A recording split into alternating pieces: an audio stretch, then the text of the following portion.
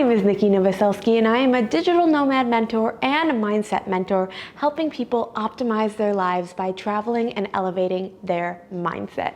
Today, we have a very special video because I'm going to be talking about the accommodations in Bali compared to the accommodations in Thailand.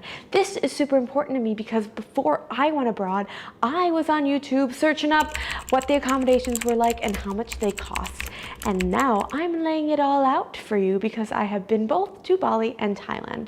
Before we get started, I want to say, and I just want to note that I know that Bali is an island in Indonesia and Thailand is a full country. That is why it is very difficult to compare because it's like apples and oranges. However, because I've been to both places, I am going to give you my experience in both, but please note that it is very hard to compare. So keep that in mind as we go along. But if you are looking to go to Bali or Thailand and want to know about the accommodation, this is the video for you.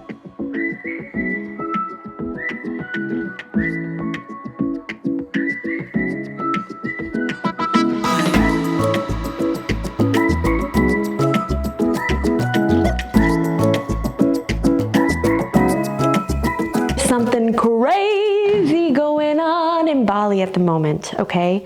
Let's talk about it. In 2019, over 6.3 million foreign tourists came to the island. Then when 2020 hit, boom, crickets. Do you hear that? Crickets.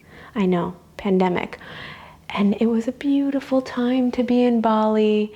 So quiet, so lovely to soak up all the nature. And then 2022, boom, Bali is back. Everyone wants to come back to Bali. They love Bali for good reason. So many amazing things in Bali. Lots of beautiful sights, greenery, all the things, all the parties, everyone wants to attend. And now Bali is thinking that they'll get 1.5 million tourists in 2022 in total. So obviously it's not back up to that 6 million, but it is getting there. Everyone is rushing towards Bali.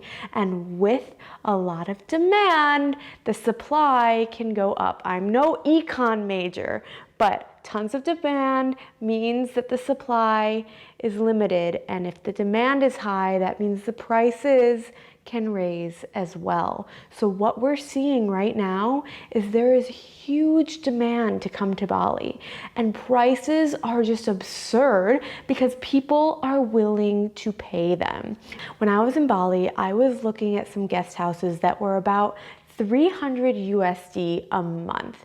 So maybe like 4 million, 5 million IDR, Indonesian rupiah. And now I just checked on Airbnb and some other sites, and some of the same guest house are going for 1,500 USD. What? That is crazy and mind-blowing to me. I would get an Airbnb for like 15 US dollars or 20 US dollars, and now they're going for like 70 US dollars, 100 US dollars. So Bali is skyrocketing at the moment. And there's amazing villas that you can get, but for a hefty price tag, okay? So if you do want to go to Bali and you want to be luxurious and spend some money, by all means, go ahead. But if you're kind of like, why does this cost so much? Thailand is a wonderful alternative. Now, let me just say that the difference between Bali and Thailand, there's a lot of differences, but the seasons, the high seasons are different. So actually rainy season is around November to about March in Bali, whereas it's opposite in Thailand. Actually, a great time to go to Thailand is November to March, besides burning season in Chiang Mai, which is like February to April. You don't want to go to burning season. It's very smoky. So a great time and a cheaper time actually would be, let's see, rainy season in Thailand, which is when I went, around May to November. So it just depends on the season. So know what the peak seasons are because that's going to increase the price. So when Bali has crazy high prices, Thailand might not have crazy high prices because it's a different peak season. Capiche?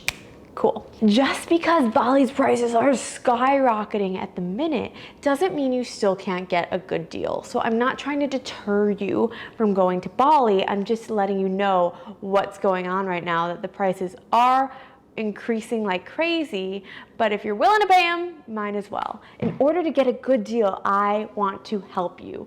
I am partnering with RatePunk, which is an extension on all major browsers and for iPhone users that you can download for free, and it allows you to compare all of the major booking sites on one thing. So let's say you go to booking.com and you're looking at your dates, you're looking at your accommodation, and you're like, ooh, I really like this accommodation. RatePunk will tell you if that is the cheapest price, or maybe Agoda has a cheaper price, or Priceline, or Expedia, and it will save you money by telling you which platform has this accommodation for the cheapest price. And again, this extension is free. So when I was actually in Chiang Mai, I used RatePunk, and I was staying for about 12 days, and I found this accommodation on booking.com, and it told me that Agoda had it for cheaper. And so I saved $200 because RatePunk was like, yo, come on over to Agoda and book it here and you'll save money.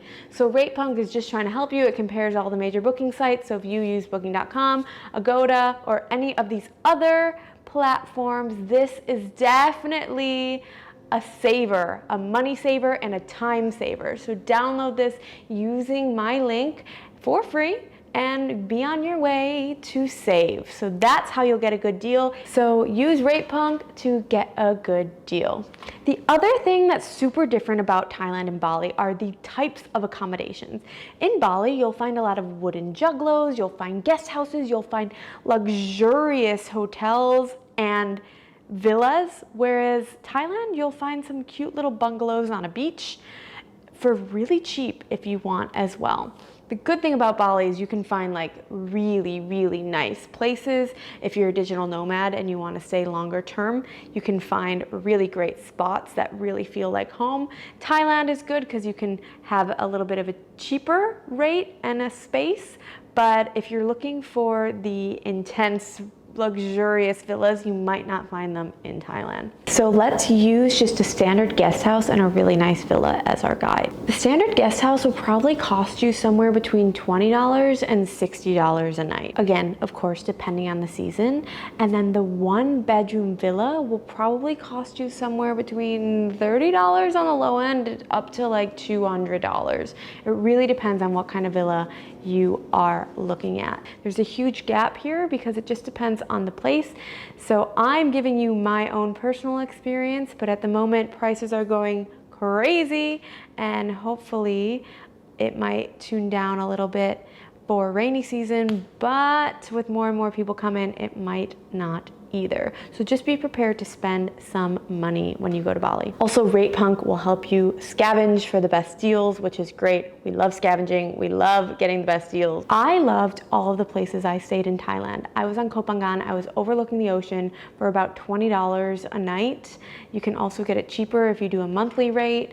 And that was in low season, so it might be a little bit more in peak season. In Pai, I had a little bungalow for $13 a night. There's no AC, but I didn't need it, so it was just a little fan. That was really cute in nature. There's a hammock, loved that. And then in Chiang Mai, I was able to get something for like $15 a night. So that is super cheap. I also stayed in a really nice resort on Koh Tao. That was like $100 a night as well. So it just depends where you want to stay, what your budget is, and you can find something for every single budget. So if you want to ball out, you totally can. If you want to stay in a hostel, you can also do that. I'm more of a mid-range girl, so I was staying in guest house, I was staying in bungalows, and I was trying to find nice budget hotels as well. So it's super possible, and that's what's happening currently in Thailand and Bali.